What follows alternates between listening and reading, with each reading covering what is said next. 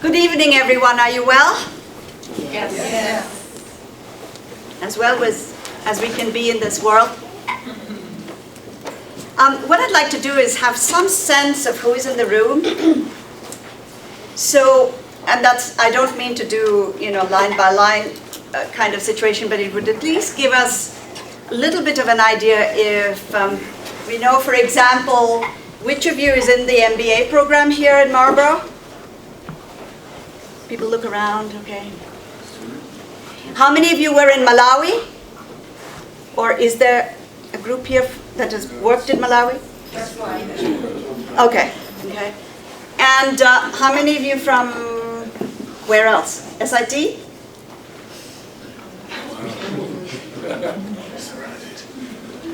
You feel surrounded? So I hope you get to know each other, because I think that the great deal of you have, a great deal in common that you have is a central interest in something called development. Am I right? Yes. Does that word resonate with everybody? Mm-hmm. So we have to figure out what that means. Development of what, for whose benefit? And management of what, for what, and for whose benefit? So that's what I'll try and get at a little bit today. But I must say, first of all, thank you very much, Ralph, for, and all of you for being here, for wanting me to figure out my thoughts and actions with you. If we want lucidity in praxis, we have to do this kind of figuring out, both inwardly, of course, and publicly. Because criticism and self-criticism become two demanding voices for anything that we do. This is not a time for secrecy. And this is not a time when we privatize our thoughts even, and they can't be owned by other people. But that's not true. This is indeed a time of privatization and secrecy. And so we have to figure out who is privatizing and who is being secretive and for what purpose. So this is a public time, as far as I'm concerned, and I'm certainly open to any questions, comments, disagreements, and so forth that you might have. Regardless of whether it hurts feelings or not, I think, because the task that we have to perform in our lives, and short as they are, even the young ones, short as they are, we really do have to figure things out a little bit quicker because we are here. Our ancestors on whose shoulders we stand probably thought that too, but we are here and we have to do this work. However, I think I'm here under slightly false pretenses, because I'm really not going to talk about sustainability, because I'm not sure what that means, nor about green business. So I'll put those in quotation marks. But I am going to try to lay out a few thoughts and coming out of the history in which I, and many of you, I'm sure, have been embedded, that is the current time. So I'm going to try to wend my way through some historical and underlying forces of examining relationships amongst human beings. What we have developed into as human beings, the ideologies that sustain us, and the reproduction of the stances that we've taken. Reproduction, again and again and again. And to ask the question that many of our ancestors have asked and answered in various kinds of ways, sometimes with their very lives. People like the Buddha, people like Shankara, people like Mira, people like Du Bois, C.L.R. James, Fanon, Malcolm, Walter Rodney, and Rosa L., and so many, many others. After all, probably the source of these questions started, as I always must say, pouring libations to the Rift Valley and to Olduvai of our common ancestral beginnings. The question circles around the idea of emancipation of human beings and examines and reconstructs the essence of our relationships. So emancipation and relationships, our relationships with each other and our relationship with nature, which is the only source of our sustenance.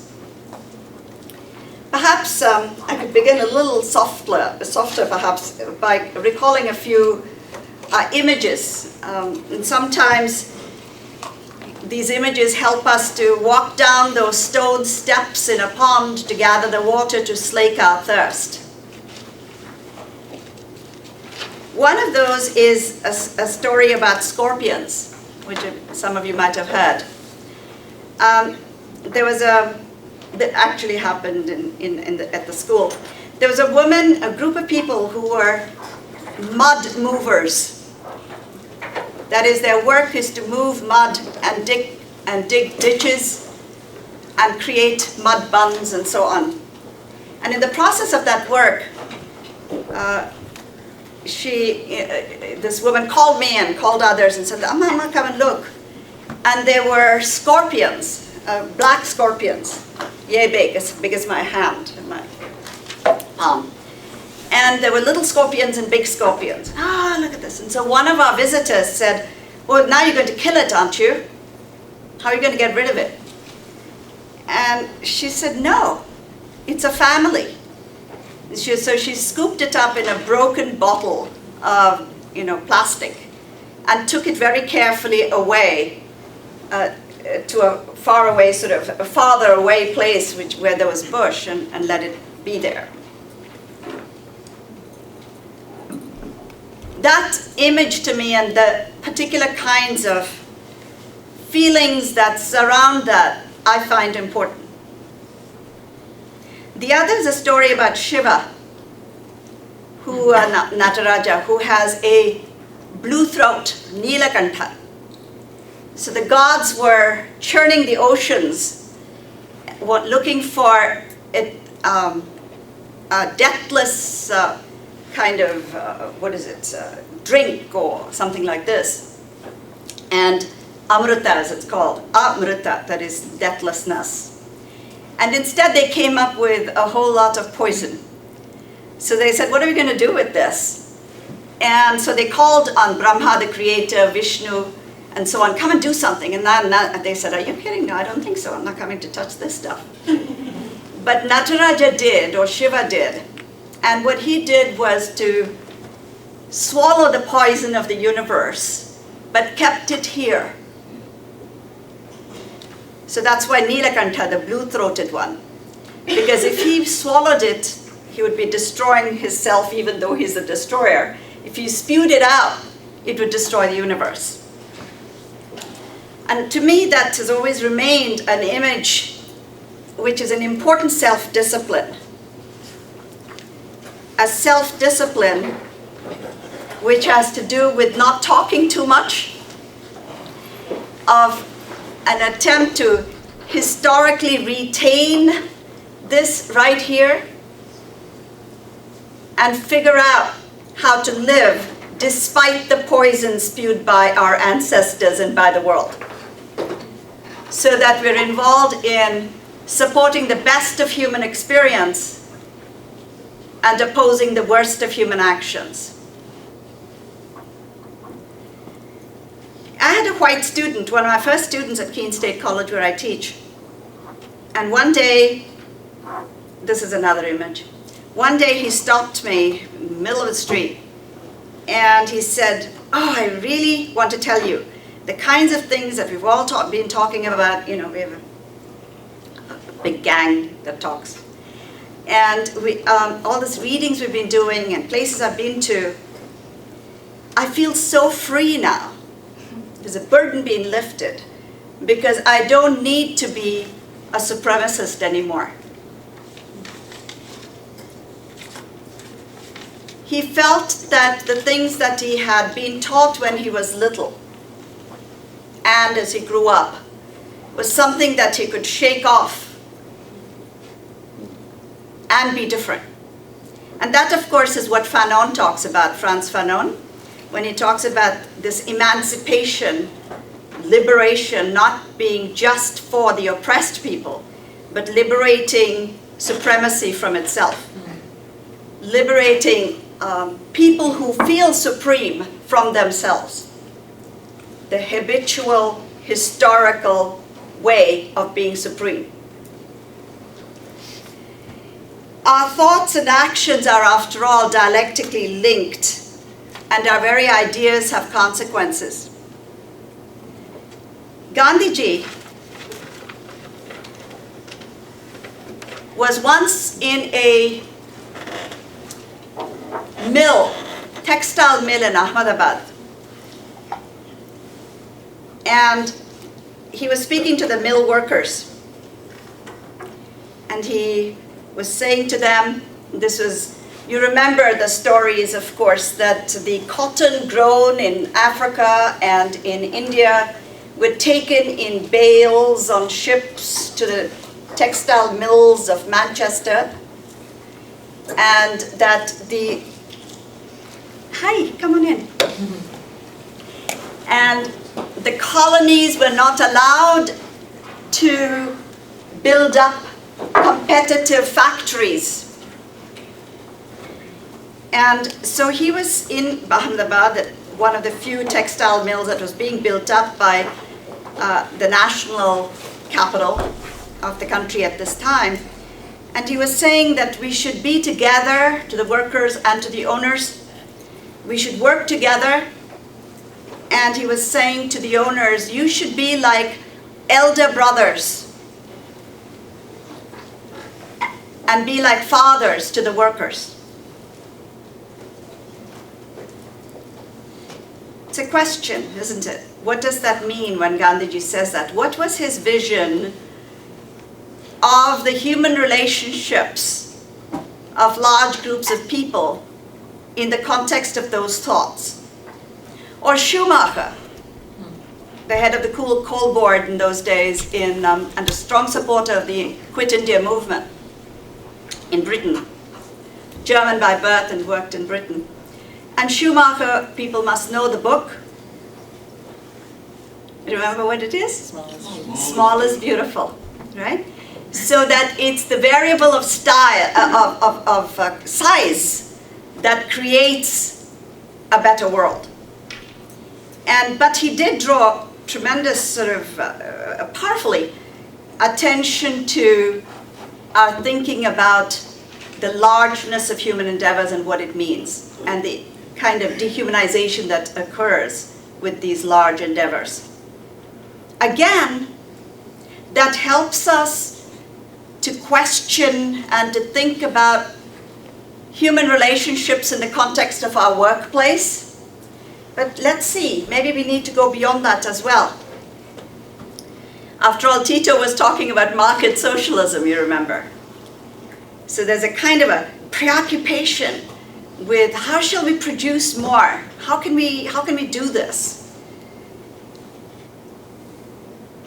To take a more recent and painful example, Robert Mugabe in Zimbabwe, when he first came to power, he wanted to create a society which would be more egalitarian, more together, and where black people would come into their own.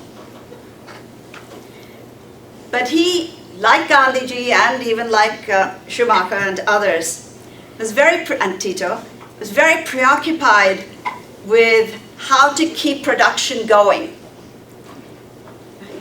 So trying to figure this out. And so he decided that the commercial farmers who are white should keep their commercial farms and keep going with that kind of production. That they could manage it better, that they could do this job better. And within that decision came very clearly, I think, the consequences of what we witness today and what we experience today. And maybe you want to delve into this, because all I can do, since this is not a semester-long course, is to give you some kinds of wisps of thoughts and images and have you question them and make sure that the clock does work, doesn't it? Yeah? Yeah, exactly. Dare I question technology here? Yes, well, right.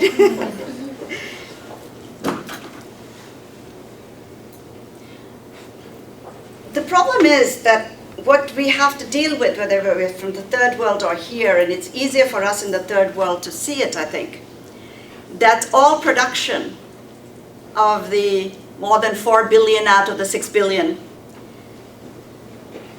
is about use value. It's about food, clothing, and shelter. And it's done by humans, and the surplus that, that goes beyond it, and the commodities that go beyond it, are all produced by humans in very specific social relations, in historical conditions, in historical political and economic social formations. And surplus value can either benefit everyone and give us food security, give us a more comfortable life, all 6 billion, or, as has happened in the class-based epoch that we live in now and have lived in for several centuries, the class-based epochs of human history benefit the few. And what we have now is having to ask the questions: who owns and who manages? Who labors and who benefits? Those are litmus, sharp and pointed, and litmus tests, if you will, for us to not only look at just production itself, material production, but embedded in it, the relationships of human beings. Who owns and manages? Who labors and who benefits? And this use of surplus, created by the people who work, that is wage labor in this particular system, this surplus has become the object and the subject of class struggle. Structures, ideologies, curricula in schools create for us a false consciousness of how we should look at this system. That this system is the best that humanity has produced, is the height, it's the end of civilization, if you will. It can only expand in this particular way. And that it has been built by the owners of resources, managers of resources, and technology, and owners of knowledge, the privatization of knowledge, and reproduced from generation to generation through mechanisms like schools, clearly, like the street, like religious institutions, religious leaders, and so on, and of course political systems. Now, the essence of this set of relationships that we face now, the focus of it is contained in this word, exploitation. This word exploitation is not about feelings. It's not about sort of, that all is there, of course. But I'm using it that the many do the work and produce, and the few appropriate it, either through false consciousness and various ideologies, or directly through plunder and military use of force in order to seize it. All of this happens, right? Ideologically and forcefully. but it is the appropriation from those who actually grow things and who mine and who make things. The way that it is done now, there are many pathways to that. The most important, of course, is financialization or monetization. Because what we're living, the system that we're living under is one of commodity production, right? Commodity being things that you buy and sell. So what here cannot we buy and sell? Maybe that's part of the discussion that you might have in a bit. Is there anything here that we don't buy and sell? Air. Air? You wish. We sell air, don't we? In hospitals. Our spirits. Your spirits is, I don't know, Hallmark does a pretty good job. Shampoos do a pretty good job, don't they? The spirit of the orgasm with the shampoo, whatever shampoo that is. That's a spirit. That's a spirit. Which other spirit? If it is a religious spirit, I think it's bought and sold wildly. Okay? But commodification is the system that we're living in now. And if you can find a commodity which isn't sold or bought yet, you're going to make your million. Do it. Put it in a bottle. Put spirit in a bottle and sell it. Right? And so the monetization, the creation of money wealth, the accumulation of money wealth is the objective of the economic system. And therefore the political system, and therefore the social system, therefore embedding human relations. This is what we have to make sure that we understand and try not to escape the consequences of thinking like that. Now, our kind of habitual thinking is this, that this is natural, that this is the only way it can be. So if this particular system fails, oh my goodness, there's going to be chaos. There'll be no more production. Right? So if, for example, the banks fail, oh my goodness, what's that going to mean? It's going to be total chaos. It means that we can't eat, we can't find shelter, we can't do any of this. So there is a preoccupation, whether it's Bangladesh or whether it's Israel or whether it's the United States or anywhere, that the present system is the one that is inevitable and which is the only one that can give us life.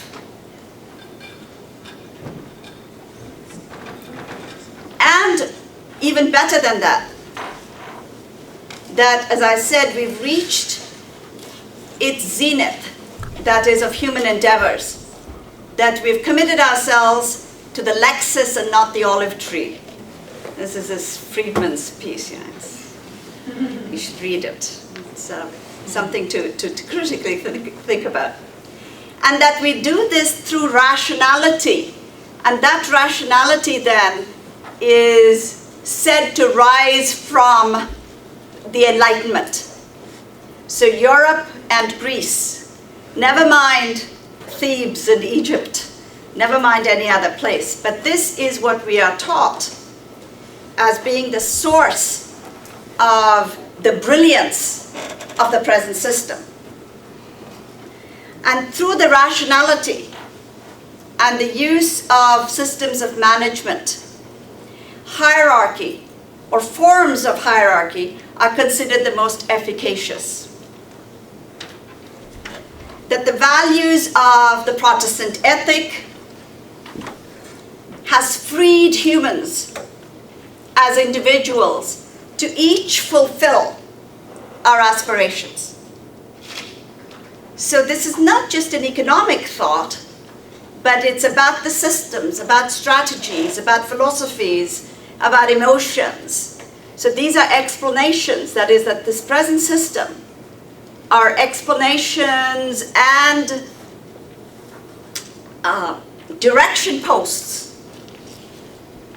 for what our lives are and could be. And nothing can stop us from fulfilling our aspirations.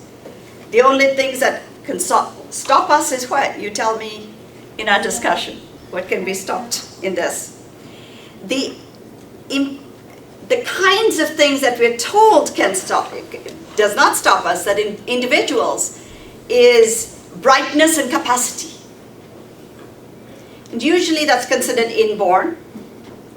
Or as Christopher Jenks, who wrote this book on equality, I was fortunate he was my thesis advisor because he kept the other professors quarreling with each other, so I could get away with this. But he says that it's luck which creates one's success. This is in his book. Look it up. Right? You know the book? Sandy? Malcolm Gladwell has also that. Absolutely. Many have. Absolutely. So it's a question of this luck that would beside, we call that Facebook now, a social networking. I won't go there. Individual genius, individual inventiveness, charisma, individual leadership. So you can look at, Erik Erikson's book, for example, on Gandhi or on Martin Luther. And so you have a particular pathway laid before us. So there's the zenith, there's the apogee, there's the great, not very distant goal of individual and personal fulfillment, measured at this time through the accumulation of wealth. Inequality in its nakedness is explained by these parameters. Well, all of this stuff, morphs, anthropomorphs historically, and fills us with all kinds of confusions. And those confusions have to do with supremacy and Eurocentrism. Hidden, we don't say them perhaps, but they're hidden deep and used at various times with various voices. And so the inner work of criticism and self-criticism is a very serious one. But I can't do it on my own, for sure. I have to articulate it in order for it to be heard, in order for there to be reactions to what is being heard. And by whom? By those who have vastly different experiences from me. And these are the anti-colonial struggles and the national struggles. The cauldron of exploitation and dispossession and genocide. Real things, by the way, not to be denied. And the actual dialectic of experience and critical thinking, and dare I say it, could lead to revolutionary theory. And that has given rise to what? To trial and error. Let's do something different. What can we do? I can't stand this anymore. Let me try something else. Brazil, the peasants' movements. Southern Mexico, lots and lots of places in the world. Formation of nation states coming out of the cauldron of these anti-colonial struggles. But they're not left alone, and we'll come to that in a minute. These are small attempts and large attempts. And what are they about? They're still about, the preoccupation is still about what is the kind of world we wish to see. What is the world we wish to see?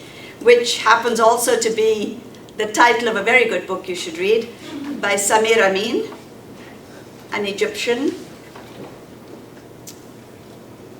What is the world we wish to see? Gandhi had the vision of seeing a world which would be communitarian, where it would be constructed on the basis of the principle of nonviolence. But that principle of nonviolence did not necessarily mean a political and economic restructuring or liberating. There was Vinoba, who was in jail with Gandhiji, Vinoba Bhave, and I was sent off for a number of years. I didn't go much to school. For a number of years to be with him. He walked from village to village for 20, 21 years, collecting land from those who were landlords, absentee landlords, as well as people who would own villages, and say, look at the people around you. Not just Dalit, but poor people around you. Give me some of your land and let's give it to them. And his thinking was economically that 5 acres per family would give them a self-sufficiency, that they would be able to feed themselves and so forth. And what Gandhiji and he and many others did not want, in my experience with them, a complete transformation of the political economic system. The one we have in India now is 108 families owning about 60% of India's wealth. They didn't want that. What is it in the States? 99%. So we have 10% owning 70% of capital stock. Ooh, not dissimilar. In any case, that's not just a nationalist statement, it's a statement about the tragedy of the world. So Vinoba, Gandhiji, Kumarappa, a whole lot of us, what was the aim was a gentler, kinder capitalism. Be like fathers and elder brothers. It's not that the relationships of production, of who owns, who labors, and who benefits, would be completely shifted. There are many other stories to tell, but we don't have the time for it, especially about the principle of nonviolence.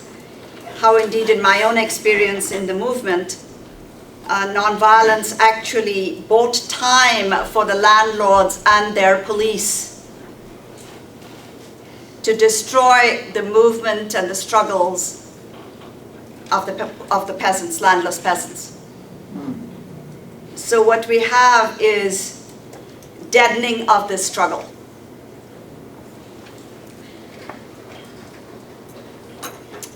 In 1963, there was an India-China war, and a group of us walked from Delhi to the Burma border.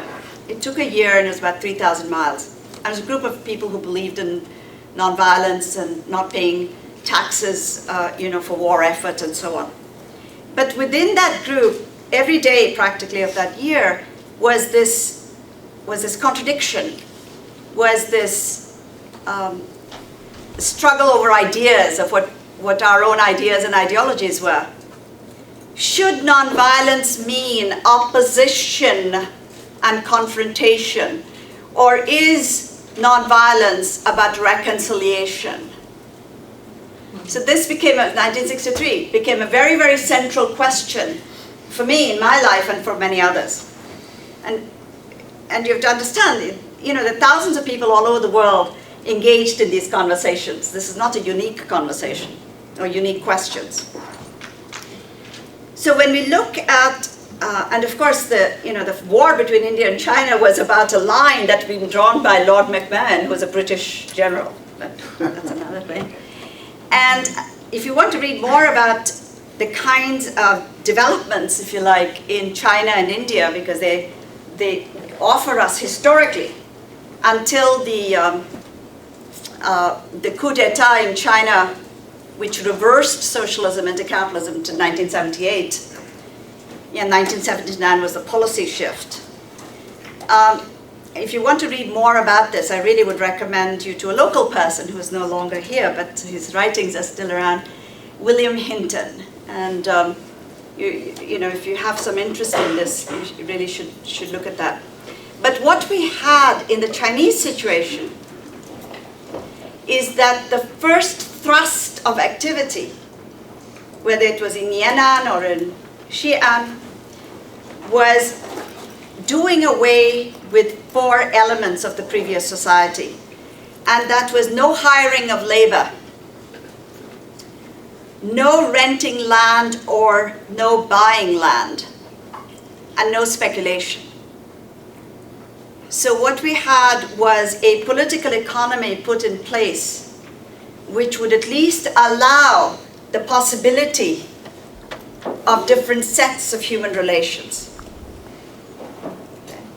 So this is what I meant by saying small and large, trial and error. This has been only 100 years after all of this kind of effort, right? Bolsheviks, etc.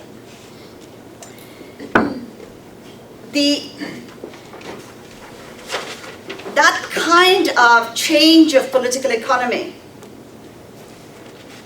is opposed by those of us, not us perhaps, but those who think that it can be done in a different way, that it does not have to be done in such a radical way, that it is possible to catch up with development going on that singular trajectory of primitive to modern, which is development theory, modernization theory, and where we have the instruments, the mechanisms of so-called civil society, the NGOs, doing this work. So what is it that they do? And what is their philosophy? I would suggest that those NGOs who are doing this work, which are not in a combination of the oppositional work and the constructive work, as it's very often called in the Third World, are preoccupied with kinder, gentler, capitalist construction. Nyerere, and I have lived in Tanzania for 10 years, in China for 10 years, in Tanzania, and this was a very amazing set of lessons, because Nyerere, the president, and who was also he's now also gone, was instrumental in freeing Tanzania from the British. He was an anti-imperialist, anti-colonialist.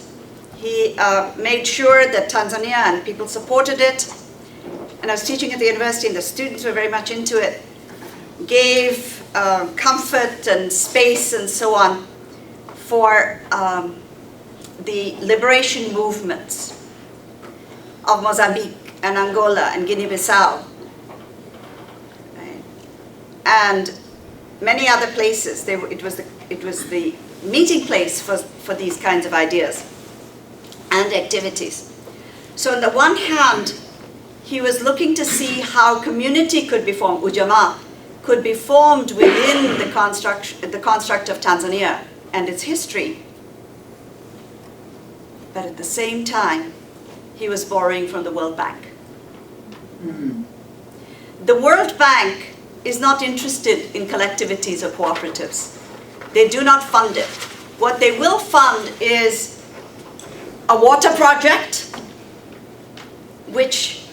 in which the water can be sold in order to pay them back. Human relations. What does this mean when we use the word community, when we talk about liberation movements, and then we talk about economic development within the politics of the World Bank or of finance capital? Take microcredit as a preoccupation of NGOs. One of the questions then is to go back to this word, exploitation. Does it promote exploitation, or does it destroy exploitation? So each of our activities has to face that question. But the question can't be faced unless we have some idea that we want to be against exploitation. If you're not clear about that, and we are still drenched in the things that we have learned from our father's milk, of the present situation and monotheism and so on being the best thing that there is, then exploitation is then used in different ways. It's not exploitation, they would say to me, but it's much more efficient production, better managed. So when we look at microcredit, what's interesting is how supportive banks are of this. You wonder why. What's that about, right? But they know what they're doing, because this is bottom feeding to the tune of billions. Because that bottom feeding is, there's still stuff there that can be sucked out. So this poor woman is quite energetic, and she needs just 200,000 rupees to buy some chickens, and then she would be able, after all, to be independent, and she can eat the eggs and chicken, she can sell them and make more money. And if she is efficient, from this credit that's been given to her, she can pay some of it back, and we know that this also happens, then she can employ some other woman or other young person to help her expand her production. So what is the context of this production? It's commodification, it's profit making, and most importantly, it's exploitation. Because these other people that she employs is wage labor. That person's labor is being sold for this profit making. So it's within the system. It may be tiny, it may be small. It may be that this particular plantation owner is kind and gentle, right? But look at the objective reality of the political economy, which creates these relationships between this woman and this woman, the owner and the employer and the wage laborer. Now, microcredit releases these bottom areas, if you will, of the very poor, and commodifies every activity, and there are billions at stake.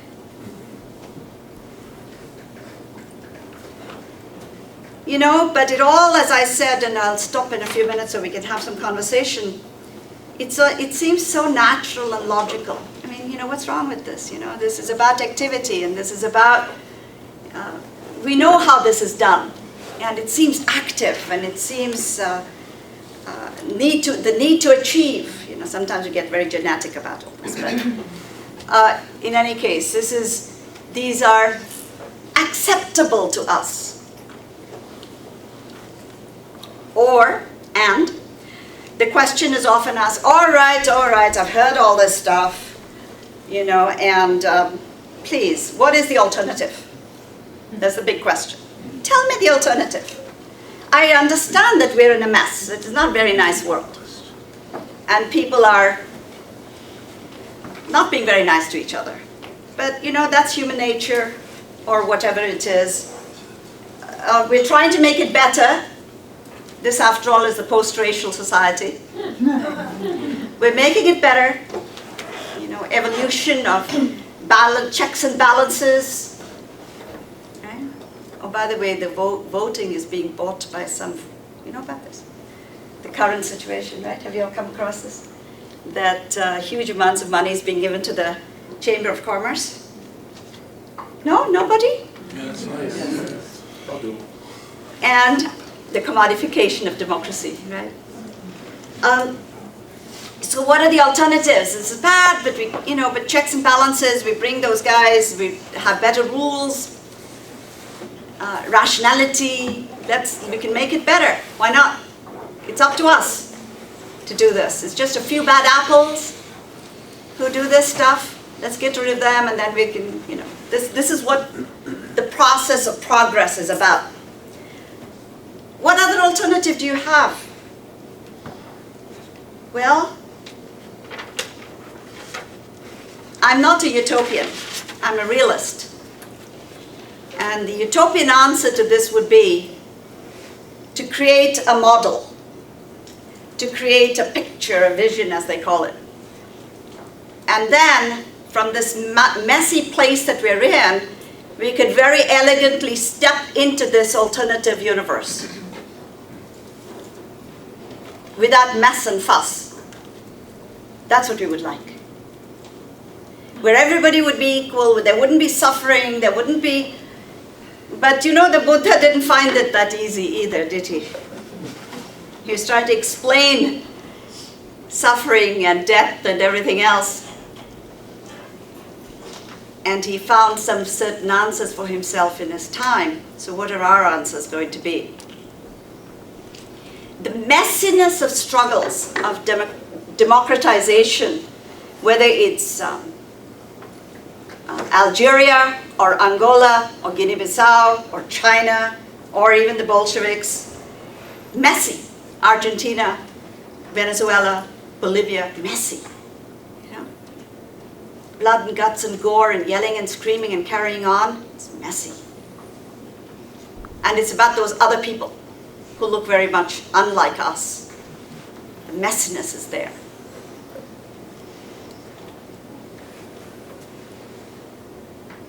Well, the rest of us, billions in the world, feel that we have to get into that mess in order to make a different world for ourselves. It's hard stuff because the hardcore training of anti-communism and anti-socialism, even as academic subjects in this country, has made it very difficult for us to look at struggles that people have waged in any detail. Said, oh, thank goodness they failed. So now we can say capitalism is fine. Okay. Oh, good. Now we know that Fidel has got to get rid of 500,000 workers. That proves that capitalism is great. That kind of thinking can only come from those of us who benefit from that kind of thinking. Because if we upset the system, we in the middle will lose out. Those in the top will lose out anyway. Right? Those in the middle will be less comfortable. Deal with this. You know, do you want that mess? On whose side are we? And so on and so on. The problem, I think, is that in the work we do, and we're good-hearted people, we have good intentions, but when we examine the work that we do, we dichotomize it by saying it's positive or negative. And positive means building up civil society, NGOs, building up a more positive outlook on life. And the negative is this mess. But perhaps we need to look at this and ask ourselves whether the accumulation of wealth by the few must have pauperization of the many in the logic of the present system. Poverty is necessary for this system to survive, to maintain itself, and to reproduce itself, and to expand the accumulation by the few. And whether behind that naked reality are the lives of exploited peoples. I think the finding of new ways of doing things, after all, has got to be creative and energizing and full of delight. Because who wants to repeat that old stuff? The caste system, do I want to repeat it? No. The plantation? No. The conquistadores? No. Bagram? Rendition? Do we want that? Depleted uranium? The bombing of Gaza? By those who experienced one of the worst experiences of human relationships. How do we do this work? It would seem to me that trying to find answers to that is not an individual process, and it's not about utopian models. It's not about the Rand Corporation coming up with a war room. They have a wonderful war room. But it's the messy task of every word and every action that we take, and seeing what it supports and what it opposes. And that's the dialectic. Building and confronting. Well, I'll end with this very short story about my daughter, actually. And she and I were standing together with thousands of people in 1989 during Tiananmen. The massacre happened a couple of nights later. My students were there and so on. And so she was, you know, shorter. Now she's a bit taller. And so she looks up at me and she says, "Amma, isn't this wonderful?" And I'm slightly claustrophobic and I'm surrounded by these huge numbers of people, and I'm thinking, I said, "Yes, why do you say that?" And she said, "Amma, we can't fall." And you know, so these lessons of an emancipated people, the lessons of that kind of thinking is all around us, in this room and everywhere. And so what are we going to do about it?